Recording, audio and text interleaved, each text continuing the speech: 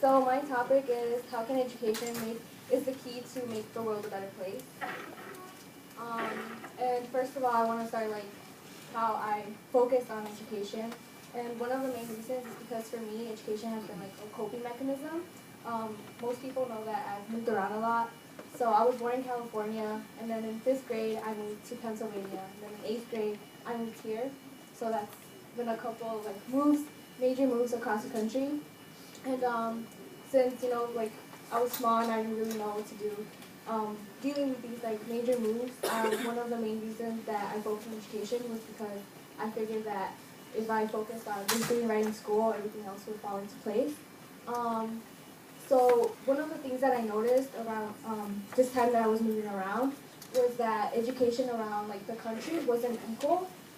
So when I moved from California to Pennsylvania, I moved from a school where everybody was basically at the same level to a school where it was so small that even though people weren't at the same level, everybody was being taught the same things. And then when I moved to Chicago, I noticed this exact same thing, but we weren't learning the same things in the different states. But I didn't really pay attention to this. I didn't look at the bigger picture until freshman year when I took a AP Human Geography class. When that's when we actually got the vocabulary and we actually realized that the issue wasn't just in the United States, but it's actually at a global scale. So if you think about it, of course, if people are not learning the same thing in California as they are in Pennsylvania or here in Illinois, of course, people around the country, around the world are not learning the same things either. So even though we might be learning something here in the U.S., people in China are obviously not learning the same things. People in India are learning the same things. And I guess freshman year for AP Human Geography, one of the key things that affected me was the fact that I actually got to learn how there's so many different levels of how countries are, not just educationally, but in all aspects. So, of course, there's the developed countries, which is the ones that you usually hear about that are on the top. And then there's the lower developed countries, like third world countries that you usually hear about the news that they're struggling with different things. And another reason that education is so important to me is because of my mom. She's actually a really big influence for me. And ever since I was small, she would always encourage me to do well in school and focus on that. And she's actually one of the people that I interviewed. And one of her interviews, I asked her oh, why is education so important to you? And why have you made it so important for us and my sisters? And she actually told me this one story about when she was in 6th grade. Because she's from Mexico, so of course everything's completely different. But she was from a really small town, and she was in 6th grade.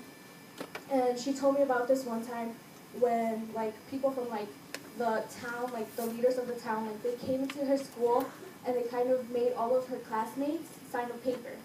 And of course, you're in 6th grade, if an adult tells you to sign something, of course you're gonna sign it. But what they didn't know was that during that time, the town was going through this struggle with water.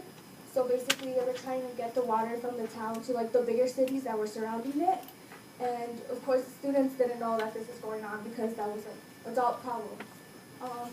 But they signed this paper, and this paper that they signed was basically saying that they were giving them, the adults, permission to go ahead and make this movement.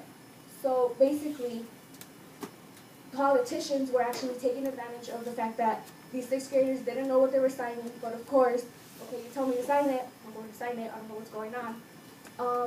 So they signed these papers, and my mom goes home and she tells her mom.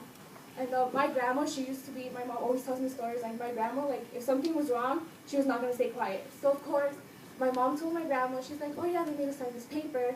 And then my grandma was like, what are you talking about, what paper? So my grandma was she was a great advocate, so she rounded up a bunch of the parents of all the 6th graders, and they went down to the school and they asked the teachers oh, what's going on, what did you make them sign? So then the teachers explained to them oh yeah, they signed this paper. So of course a whole fiasco basically turned out, and the newspapers came, and my mom tells me this story because she told me that the next day when the newspapers came out, my grandma was actually in the front page because she was leading the parents against the teachers. But yeah, but the sad thing is that because of this, the school actually had to shut down because Once they moved, like, because the water did end up moving, so that meant that they had less resources in the town, so they had to close down that one school that they had. And then after that, my mom actually had to lose a year of education, like, because my grandparents couldn't afford to like send her to like the next town to go to school. So that's actually why she tells me that she has such a great focus on education for us and like herself, because she knows the struggle of like having to be like really wanting to go to school but not being able to because of like different factors. And actually now I'm going to talk about a little bit more about how I narrowed down to talking about this topic. I actually wanted to talk about just like the basic inequalities around the world, because I think we all are pretty aware that the world around us is not perfect. There's a lot of inequalities, not just in education, but like economic factors too. But I wanted to kind of take a step back, and one of the main reasons that I was actually going to talk about war at first, because I really find war senseless. I don't find the point to it. But some of the reasons like throughout history that like wars have been fought is for land, for beliefs, or resources as well. And if you think about it, all these reasons are selfish reasons. They're reasons for one country to be above another, and all this selfishness causes inequality. And the sad thing is that the same countries, the same group of people always land on top.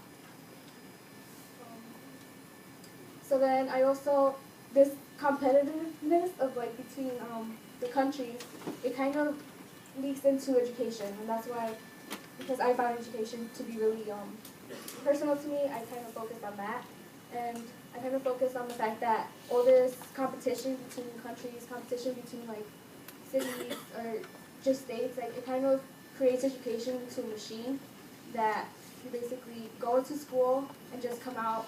That's like a result of like everything that they're just trying to make you learn.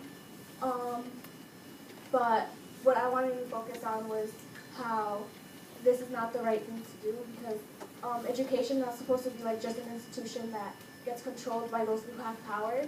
It's supposed to be focused for the students, for the people that are actually supposed to gain the most out of it. So some factors to pay attention to were the like grades and like the scores. But there's actually a TED Talk from Ken Robinson, and his TED Talk was about how education kills creativity.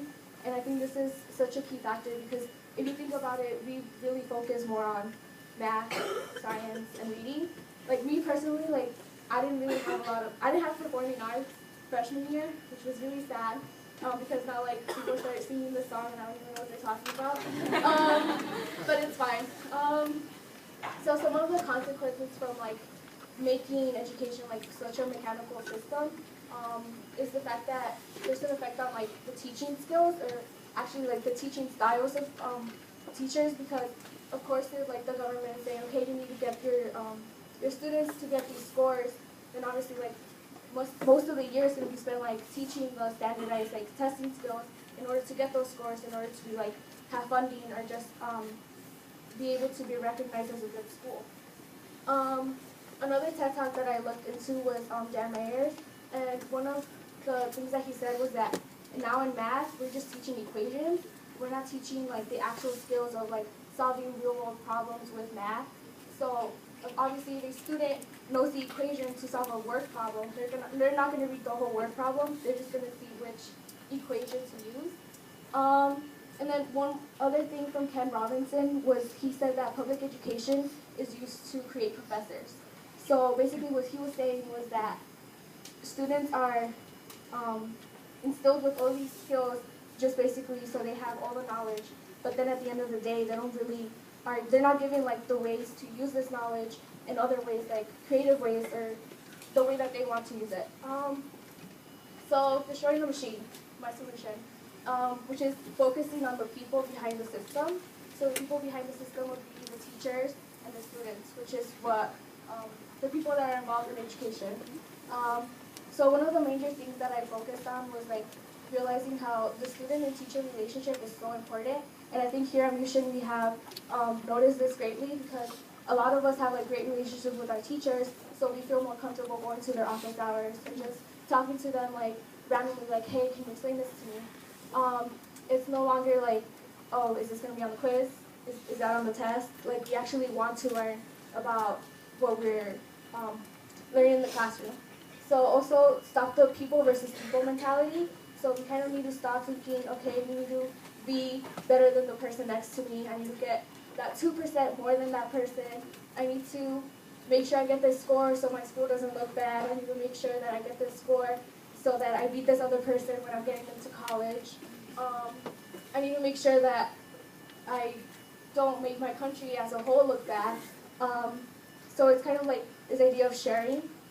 We have to share knowledge, not try to hide it from other people and just try to keep it to ourselves, because if we share the knowledge, then everybody gets the knowledge, I guess. So basically focus on learning more, but not more just to win. So we're not trying to make education a competition where the winner is the one who learns more, but it's when everybody learns, everybody wins.